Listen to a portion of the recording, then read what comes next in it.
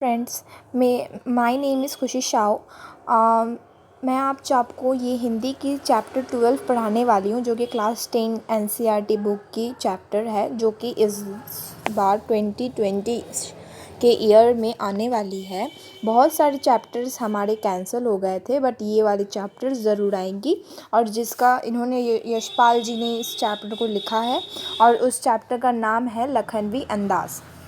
इस चैप्टर में इन्होंने बताया है कि कैसे एक आदमी जो है वो मतलब वो एक ये पूरे के पूरे जो कहानी है, ये पूरे के पूरे उर्दू शब्द में है। इन्होंने क्या पहले यशपाल जी ने बोला है कि इन्होंने बहुत सारे इस मेन पॉइंट में सिर्फ उन्होंने इतनी ही बताई है कि वो उनका जन्म 1903 में हुआ था, पंजाब में हुआ था, फिरोज़ाबाद जानवनी में हुआ था। और इन्होंने काफ़ी सारे बुक भी लिखे हैं। इनका मृत्यु भी 1976 में हुआ था। और इन्होंने काफ़ी सारे बुक लिखे हैं, जैसे कि ज्ञानदान, तर्क का तूफ़ान, पिंजरे की उड़ान व दुलिया, फूलों का कुर्ता, इस टाइप के बहुत सारे उन्होंने अपने लिखे हैं। अच्छा, इन कहानी जो उन्होंने बताई है, लखनवी अंदाज़ जो कहानी में उन्होंने बताई है, ये मेन उन्होंने एक छोटा सा सारांश टाइप का दिया है कि यूँ तो यशपाल ने लखनवी अंदाज़ व्यंग्य का साबित करने के लिए लिखा था कि बिना कथन के कहानी नहीं लिखी जा सकती, परंतु एक स्वतंत्र रचना के रूप में इस रचना को पढ़ा जा सकता है। यशपाल उस पतनशील सामंती वर्ग का कटाक्ष करते हैं जो वास्तविकता के बेखबर एक बनावटी जीवन शैली का आदी है। कहना न होगी कि आज के समय में भी ऐसा परजीवी स्वतंत्रता को देख जा रही है। इस तरह से उन्होंने एक छोटा सा सारांश टाइप का अपना दिया। अब हम लेसन को स्टार्ट करते हैं विदाउट वेस्टिंग एनी टाइम।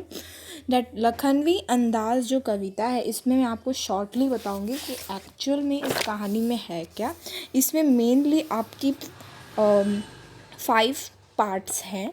सबसे पहला क्या है कि यहाँ पे बताया गया है कि लेखक की रेल यात्रा कैसी गई थी। लेखक अपनी मितव्यय प्रवृत्ति के कारण संकट कलाश के यात्रा नहीं करना चाह रहे थे। फिर यह सोचकर भी भीड़ से भी बच जाएंगे, कहानी के संबंध में भी सोच सकेगा और उसे प्राकृतिक दृश्य खिड़की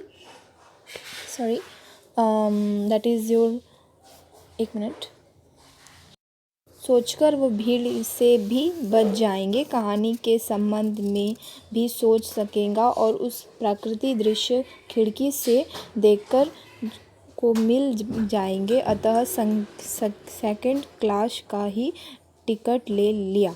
मतलब इस कहानी में उन्होंने ये कहा है कि वो सेकंड क्लास का टिकट लेते हैं ताकि वो शांति से बैठ सके अपने अकेले, और वो सफ़र अपनी जारी कर सके रेल में। गाड़ी छूट रही थी, उनकी जो गाड़ी है वो छूट रही थी। भागकर सेकंड क्लास के डिब्बे में चढ़ गए, वो सेकंड क्लास के डिब्बे में चढ़ गए। और लेखक का अनुमान थी कि डिब्बे खाली होगी, लेकिन उनके देखा कि एक बर्थ पर लखनऊ की नवाबी अंदाज के में एक सफ़ेद पोश सज्जन पालथी मोड़े मारे बैठे हैं, जिनके सामने तौलिए पर 2 चिकने खीरे रखे हुए हैं। लेखक का सहसा आ जाना उनके अच्छा नहीं लगा। नवाब साहब ने लेखक के प्रति कोई रुचि नहीं दिखाई और न लेखक ने ही प्रतिम रखने की प्रयास किया। लेखक ने उनकी तरफ से आंखें चुरा ली। मतलब उन्हें बहुत शर्म लग रहा था कि वो कैसे हमारे सामने बैठकर वो खीरे को खा रहे हैं। नवाब साहब का उनका भाव परिवर्तन वो कैसे हुआ। लेखक सामने बैठे नवाब साहब के बारे में सोचने लगा कि नवाब साहब ने बेफाकत की दृष्टि से संकेत क्लैश का टिकट खरीदा होगा। अब उन्हें अच्छा नहीं लग रहा था क्योंकि वह संकेत क्लैश उनके जो हैं वो बगल में ही बैठकर सफ़र के वक्त काटने के लिए खीरे खरीदे होंगे। जगह लगता है अब उन्हें किसी के सामने खीरा खाने के संकोच हो रहा था। वो बहुत शर्मा रहे थे कि मैं कैसे खाऊंगा, और वो कह रहे थे क़िबला शौक़ फरमाए, इस टाइप का वर्ड वुड कह रहे थे क्योंकि वो बहुत नाराज़ थे, बहुत असंकोच कर रहे थे कि वो जब खुद खा रहा है तो मैं उसके सामने कैसे खाऊंगा ना। अब तीसरा जो है नवाब साहब की खीरा काटना। नवाब साहब कुछ और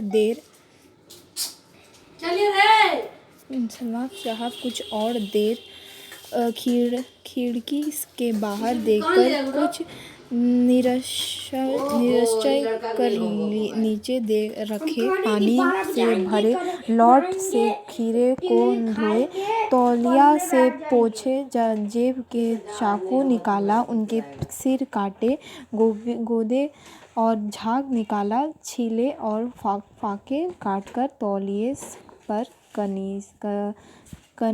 करीने से रखे। नवाब साहब के फाकों के ऊपर जीरा मिलाया, नमक और लाल मिर्च की सूखी बुरक दी। लेखक उनकी भाव भंगियाँ देख जा रहा था। उनकी भाव भंगियाँ के लेखक को स्पष्ट हो रहे थे और कल्पना में पानी जा रही थी। मतलब वो जो सोचे थे कि मैं आराम से बैठ के खाऊंगा, बट वैसा कुछ नहीं हुआ। और वो इस तरह से मिर्च लगाए, उनके ऊपर की जो खीरे के जो ऊपर पार्ट्स होती हैं वो काटा, उस तरह से उन्होंने उसे अच्छे से साफ़ किया तौलिए से, उसके बाद उन्होंने काटा। ये पूरा विवरण कर सकते हैं। फिर नवाब साहब के एक एक फाँक बाहर फेंक दी। वो कैसे कर रहे थे उस टाइम, उन्होंने क्या किया देखिए। नवाब साहब ने नमक मिर्च लगाई, खीरों को फाँक की और एक बार फिर देखा, फिर खिड़की के बाहर देखा और गहरा श्वास लिया और फिर एक एक फाँक उठाई, छोटी तक ले गए और सूंघा और स्वाद के आनंद में पलकें मूंद गई। मुँह के भर आए पानी को गले से उतार लिया और फाँकों का एक एक करके सूंघकर बाहर फेंककर उन्होंने तौलिए से हाथ और मुंह पोंछ लिया। उन्होंने मतलब बहुत ही अच्छे से अपने आप को कंट्रोल करके, अपने आप को साफ़ सुथरा दिखाने के लिए, या कुछ दिखाने के लिए नहीं, बट वो थे ही, इसलिए वो आराम से अपने जिस तरह से खाते हैं कि उन्होंने खाया, इधर उधर देखा, उसके बाद फेंका, फिर अंदर हाथ लाने के बाद उन्होंने तौलिए से पोंछा। मीन्स पूरी की पूरी अच्छे से उन्होंने किया जो भी ताकि किसी को ख़राब भी ना लगे और वो खा भी लें। उसके बाद ये हुआ हमारे चौथा हुआ। और ये पांचवा जो है नवाब साहब की डकार। उन्होंने डकार भी मारी थी। तो उन्होंने उस टाइम क्या हुआ था, नवाब साहब खीरे सूंघ कर और फेंक कर हाथ मुंह पोंछ कर लेट गए, मानो यह काम में वे थक गए हों। लेखक नवाब प्रक्रिया को देखकर शर्म महसूस कर रहा था और सोच रहा था कि खीरे के प्रयोग की गई प्रक्रिया सच्ची जरूरी कहीं जा रही है, किंतु क्या इस तरीके से उधर की तृप्ति हो सकती है। इसी बीच नवाब साहब को डकार आई और लेखक की ओर देखकर हुए कहा, खीरा लजीज होती है लेकिन होता है शकील, नामुराद मैदे का बोझ डाल देते हैं। यह मतलब कहते हैं कि उन्हें काफ़ी गुस्सा आता है जब वो डकार लेते हैं, तो उन्हें अजीब सा लगता है कि किस किस्म का इंसान है, कोई मतलब लाज शर्म नहीं है, वो जो कर रहे हैं किए जा रहे हैं। उनके बगल में बैठा हुआ हूँ, थोड़ा देखा जाए, बट वो कुछ टाइप का सोच ही नहीं रहे हैं, वो अपने ही धुन में खोए हुए हैं। फिर लेखक को मिली प्रेरणा, लेखक को क्या प्रेरणा मिली आप इससे देखिए। नवाब साहब की डकार से लेखक के ज्ञान जुनून खून गए और सोचा खीरे के सुगंध और स्वाद की कल्पना से पेट भर जाने का डकार आ सकता है तो बिना विचार घटना और पात्रों का लेखक की इच्छा मात्र के से नई कहानी क्यों नहीं बन सकती। तो इस तरह से ही उन्होंने कहा कि उन्होंने क्या प्रेरणा ली, लेखक ने मिली प्रेरणा क्या मिली उनको कि डकार लेखक का ज्ञान जनु खुल गए और सोचा खीरे के सुगंध और स्वाद की कल्पना से पर पेट जाने का डकार आ सकता है बिना विचार घटना और पात्रों के लेखक ने इच्छा मंत्र और नई कहानी का नींव बन सकती है। मतलब उन्होंने सोचा कि इंसान जो करता है उन्हें खुद पर यकीन रहना चाहिए, उन्हें खुद पर धुन रहना चाहिए। ये जिस तरह का भी इंसान थे उनके बगल में बैठा हुआ, बट उन्हें एक चीज़ की ध्यान देनी चाहिए थी कि मैं भी बैठा हूँ, मतलब किसी को भी आप करते हो तो वो आपके लिए बुरा रहता है। So like that you have to see the thing. So आपको हमेशा यह ध्यान देना चाहिए कि अगर आपके बगल में कोई बैठा है तो वो आपके बारे में क्या सोचता है। आपको इस तरह से चलना है कि आपको वो भी समझ सके। ओके, सो ये मेरा पहला वीडियो है। अगर आपको थोड़ा सा भी पसंद आए तो प्लीज़ इसे लाइक ज़रूर कीजिएगा और मेरे चैनल को सब्सक्राइब कीजिएगा। आई एम सो सॉरी अगर थोड़ा सा भी मेरे से कुछ चीज़ में भूल हुई हो, क्योंकि मैं भी क्लास 10 में ही पढ़ती हूँ और मैंने भी ये चैप्टर को फर्स्ट टाइम ही पढ़ा था, किंतु मुझे ये चैप्टर बहुत अच्छे से क्लियर हो गई थी। और अगर आपको इस चैप्टर के क्वेश्चन आंसर्स चाहिए तो आप प्लीज़ मुझे सब्सक्राइब कीजिए, मैं आपको क्वेश्चन आंसर्स भी ज़रूर दे दूँगी। Thank you.